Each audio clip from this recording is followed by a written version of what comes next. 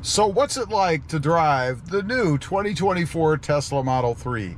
Well, that's how you back up out of the garage. We've got more backing to do. There is the view that I get on the screen. Gotta say, the screen in this car is freaking awesome. Love the views that you get, the clarity of the screen. You can see right where I'm backing up to. And then it gives me a warning if I get too close, I guess.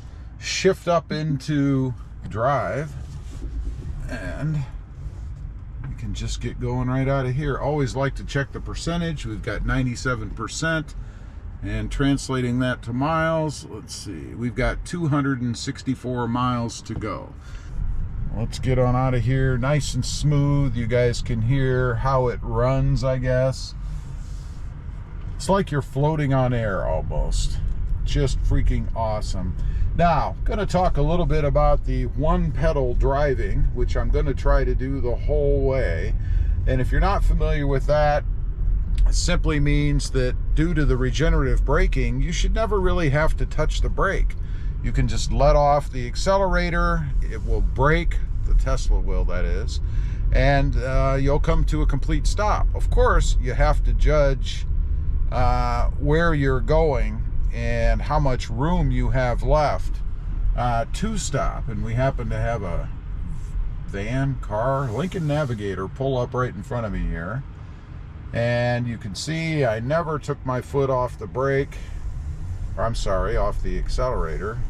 And we'll do it again right here. Have to kind of stop so that I don't jut out into the intersection.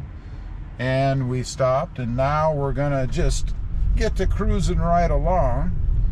And it's just that simple. I think the most difficult part of, I guess, adapting to the Tesla and actually using the regenerative brake feature, I mean, you don't have to. You could push on the brakes if you want to, but that's just going to add more wear and tear to the brakes, because using the regenerative feature does not use the brakes, if you will, in the wheels on the car. So that's the big difference. You let the friction, I guess, from slowing down brake the car or stop the car, as opposed to using the brake pads or brake drums, I forget which this car has on it, stop the car. So it always saves the brakes if you just use that pedal feature or one brake method down below. There I'm letting off as I go around a corner. You can see right there. And then accelerating back up. And you know, it's so funny because driving a Tesla really reminds me a lot of driving one of those old electric golf carts. You know, they've had electric golf carts for years, from when I was a little kid, which is a long time ago. And they kind of operated the same way. When you let off the accelerator, it would brake without having to push on an actual brake pedal. That was always kind of cool. We're coming up to a stop sign here. I'm going to show you again. I'm just letting off, and I know you probably can't even see my foot moving. It's not like you have to do some quick, massive change and then just accelerating right out of the turn. Just awesome. Now, what about the gear selector? I had showed you that in the very beginning. We have no stalks, of course, on the steering wheel area, so you kind of have to get used to not looking for them. And even to this day, and I've had the Tesla now for, I don't know, about a month and a half or something like that, and I still am looking for turn signal stalks, although I've gotten used to it. But I find I glance once in a while for a shifter or a turn signal stalk. Again, just something you have to kind of get used to, but it's really not too bad. Now, we're coming up to another stop here, and about this far away from the stop sign, about right now, I'm going ahead and letting off the accelerator a little bit, kicking in those regenerative brakes. You see, I did not move my foot. I did not touch a brake pedal. And then we just go ahead and take off. Pretty darn cool. Now, one thing that I do find with using the regenerative brake feature is sometimes I tend to not fully stop at an intersection like that. If I'm going to go ahead and go through and there's no cars or anything, I don't necessarily wait until the car comes to a complete stop. That's not really a good thing, because of course it's illegal to just run through the intersection, right?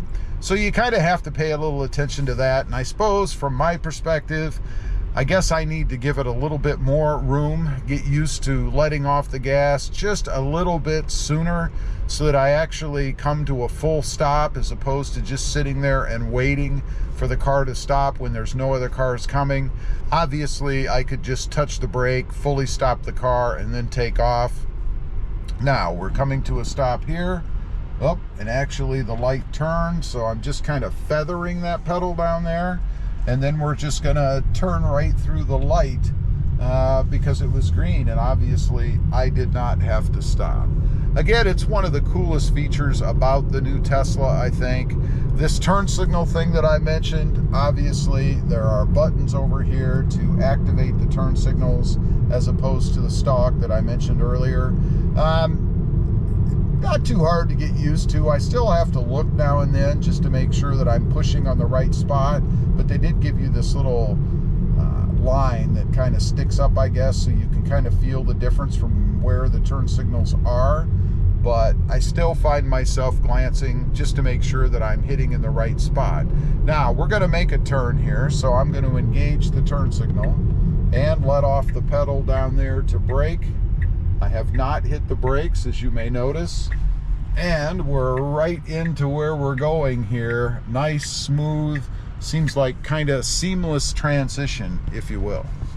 One other thing I'll show you guys as we're out cruising around. If you look at the screen, you can see it shows when there are cars and different things around. Right there is the view you get when you use the turn signal.